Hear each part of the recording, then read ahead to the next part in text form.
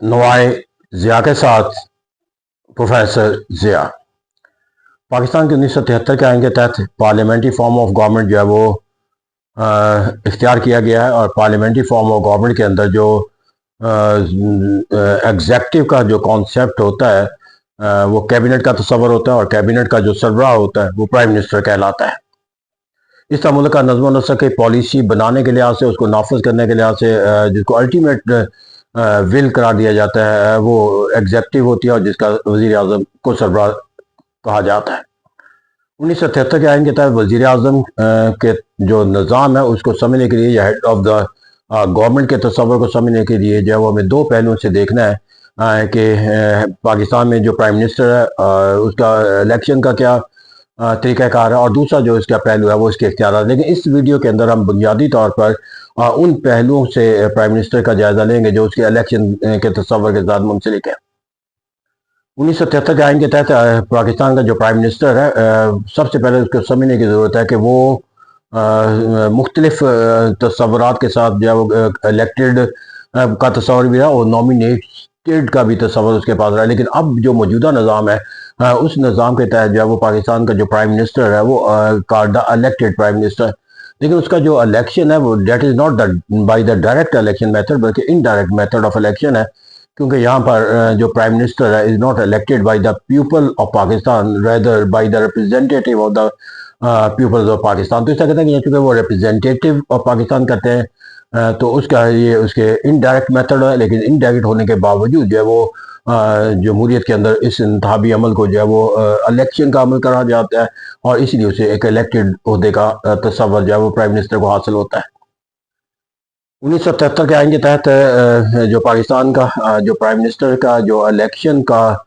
जो निज़ाम है इसको जो बुनियादी तौर पर फिर जो इसका जो इलेक्टोरल कॉलेज है वो पार्लियामेंट नहीं है, बल्कि इसका इलेक्टोरल कॉलेज है वो सिर्फ वही ऐवान है जो अवामी नुमाइंदों पर मुश्तमिल होता है, और ये बरह रास्त अवामी नुमाइंदे जब वो जो मुंतखब होते हैं कौमी असम्बली के, the lower house, the people representative house जिसको कहा जाता है, तो कौमी असम्बली के ज़रिए जो है वो प्राइम मिनिस्टर का जो है वो इंतखाबी अमल जो है मुकम्मल किया जाता है। अब यहाँ पर प्राइम मिनिस्टर का इंतखाब के लिए जो हमने असूल और ज़वाबित जिसके तहत देखना है कि तो उसकी हमें अहलियत का मालूम होना चाहिए, फिर उसकी मुद्दत का तस्वर होना चाहिए, फिर प्रोसेस ऑफ इलेक्शन होना चाहिए, फिर उसको ख़त्म या उसको उसके अहदे से बरतरफ करने का जो तस्वर है वो भी हमें हासिल होना चाहिए।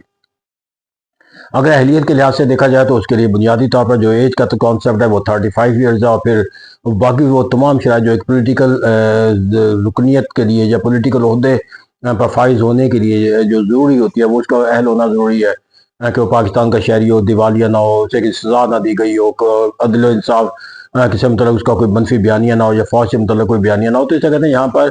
वो जो असूल और ज़वाबित है वो बतौर उसका नाम वोटर के तौर पर दर्ज हो, तो इसे कहते हैं वो पाकिस्तान का शहरी। तो वो ये तमाम तकाजे हैं, लेकिन बुनियादी जो सोच हमने वजह की कि यहाँ पर एज के लिहाज से कम उसका 35 का होना ज़रूरी है, ज़्यादा से ज़्यादा उम्र पर कोई कदगन जो है वो आए नहीं। फिर यहाँ पर जाकर उसकी जो मुद्दत का तस्वर है कि आइनी तौर पर वो वज़ीर आज़म जो है वो 5 साल के लिए मुंतखब किया जाता है, लेकिन आइनी मुद्दत का उससे तहफ़्फ़ुज़ हासिल नहीं है। यहाँ पर जो चीज़ समझने की है वो ये है कि आइनी तौर पर मुद्दत 5 साल है, लेकिन आइनी तौर पर उसे मुद्दत का तहफ़्फ़ुज़ हासिल, तहफ़्फ़ुज़ हासिल होने से मुराद ये है कि वो लाज़िम नहीं है कि वो अपनी 5 साल मुद्दत को पूरी करेगा, और वो पार्लियामानी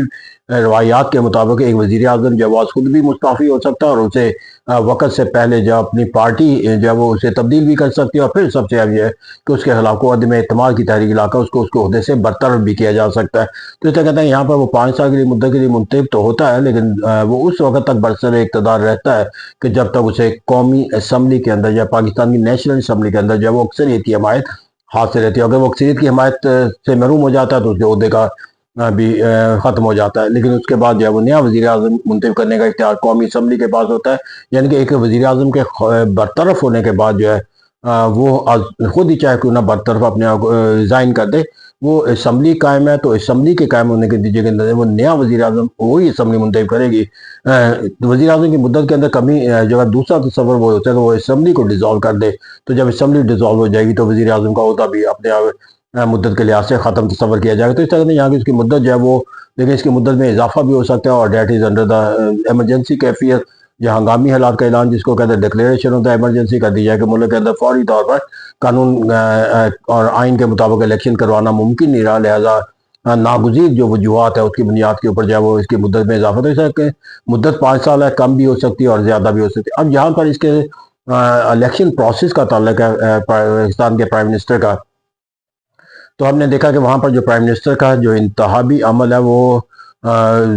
قومی اسمبلی کے انتخابات کے بعد شروع ہوتا ہے. اس کا پہلا فریضہ جو ہے وہ اسپیکر کا انتخاب ہے، پھر ڈپٹی اسپیکر، پھر اس کے بعد جو عمل کیا جاتا ہے وہ وزیر اعظم کے انتخاب کا کیا جاتا ہے. سب سے ان دونوں فرائض کی ادائیگی کے بعد فرسٹ جو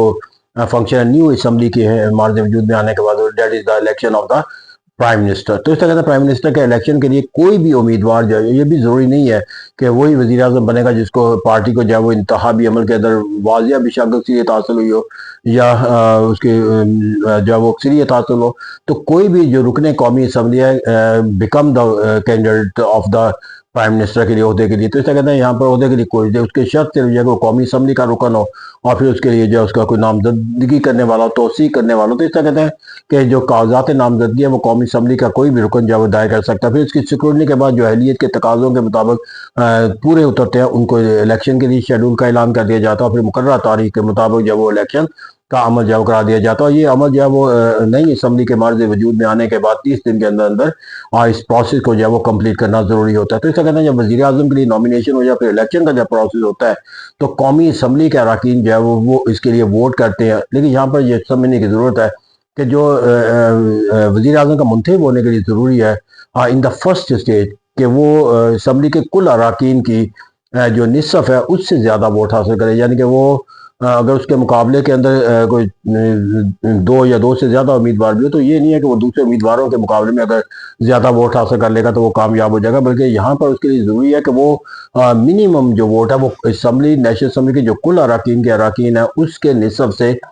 زیادہ جو ہے وہ حاصل کرے. اس وقت 36 اسمبلی کے کل اراکین ہے تو اس کا جو نصف اس کا حاصل ہوگا 50% سے زیادہ اس کو. لیکن یہاں پر جو ہے وہ آئین کے اندر پھر وضاحت کر دی گئی ہے کہ اگر فرسٹ اسٹیج کے اوپر ایسا کرنا ممکن نہ رہے تو دین دے will be the re polling یا ری الیکشن ہوگا. تو اس کے اندر جو ہے وہ جو تصور اب چینج ہو جائے گا 2 سطح کے اوپر جا کر. ایک تو یہ ہے کہ جس نے پہلے مرحلے کے اوپر جو سب سے کم ووٹ حاصل کیا وہ اس کے الیکشن عمل سے باہر تصور کیا جائے گا، اور دوسرا یہ تصور ہو جائے گا اب جو کامیابی کا دائرہ کار ہے وہ ڈالے گئے ووٹوں کی جو اکثریت ہے اس کی بنیاد پہ کیا جائے گا، میجورٹی کا ووٹ. اور پھر یہاں پر بھی اگر کسی 2 امیدواروں کے درمیان جو ہے وہ کسی سیکنڈ مرحلے کے اوپر بھی فیصلہ جو ہے وہ برابری کے کسی ووٹوں کی بنیاد کے اوپر نہ قائم ہو سکے، یعنی کہ 2 امیدوار ہیں دونوں کے مساوی ووٹ ہیں، تو ایسی کاسٹنگ ووٹ کا تصور کیا کیا جاتا ہے اور یہ جو ہے وہ اسپیکر کی طرف سے ڈالا جاتا ہے. تو اس طرح کہتے ہیں that is the process of the election of the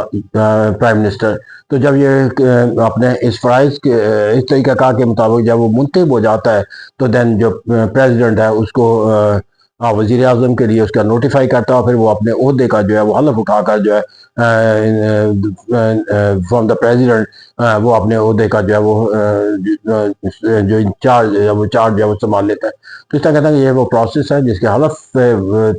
کہ اٹھانے کے بعد وہ وزیر اعظم ملک کا منتخب وزیر اعظم قرار پاتا ہے. تو یہاں پر اس کے عہدے سے برطرف کرنے کا جو تصور ہے وہاں پر اس کے خلاف عدم اعتماد کی تحریک کا تصور ہے کہ وہ لائی جا سکتی ہے، اور اس کے اوپر جو اسمبلی کے جو کل اراکین کی جو نصف تعداد ہے اس کے حصول کی بنیاد کے اوپر اس کو کامیاب کیا جا سکتا ہے. تو عدم اعتماد کی تحریک کامیاب جو ہے تب اس کا ختم ہو جاتا ہے، وہ خود ریزائن کر سکتا ہے، تو اس کی صورت کے اندر اس کی مدت کو ختم تصور کیا جائے گا. تو اس طرح کہتے ہیں یہاں پر جو ہے وزیر اعظم جو ہے وہ اپنی مدت کے تحفظ سے عدم اعتماد کے ذریعے